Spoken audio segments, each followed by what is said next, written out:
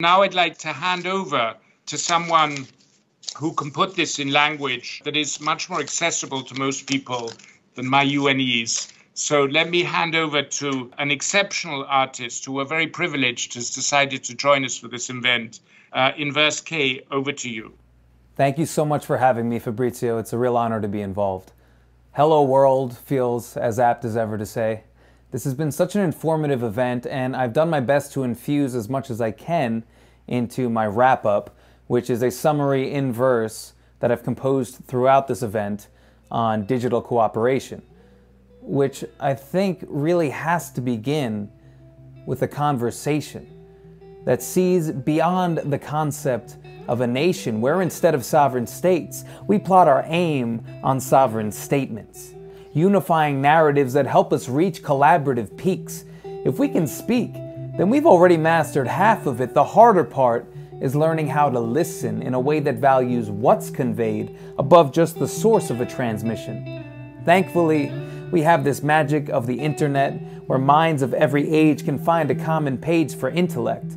And though we must address the ways these tools manipulate and harm us, we also must acknowledge that they keep us out of darkness. A single voice is limited no longer by proximity to a mountaintop or crowned despotic ruling throne. The stronger our communication, the swifter our movement toward a future where the right and means to speak and listen reach each human. It all begins with connection, but with half the world still missing out, we need some course correction.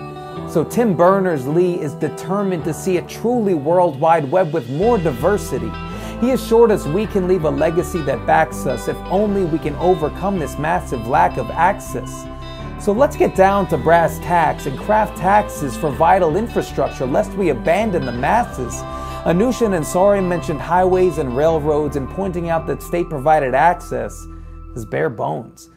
Irene Khan called upon the corporate sector to facilitate respect by being more protective. After all, they run the plumbing, so when digital cesspools start flooding, they're the ones who need to pioneer the plunging. Nick Reed said just $400 billion could close the digital divide. Yet there are trillion-dollar companies just sitting on the side, claiming hands are tied, gazing at the sky as the dreams we've spread beneath their feet are pleading for their lives. It's up to each of us, all of us, to craft the world we want to live in, from the IRL environments to the tools by which they're driven. As Jack Ma aptly stated in the opening, today's problems are created by yesterday's decisions, and we can't change the past, but we can better frame our mission. Our collective choice is clear. We can either hold the same position and squander this opportunity, or we can feed this flame we've striven to keep alight, and by its light develop new solutions to these age-old human problems, vastly amplified by the very tools which we crafted with great skill and hope to address them. And while of course they've helped in many ways, there's still so much to be corrected.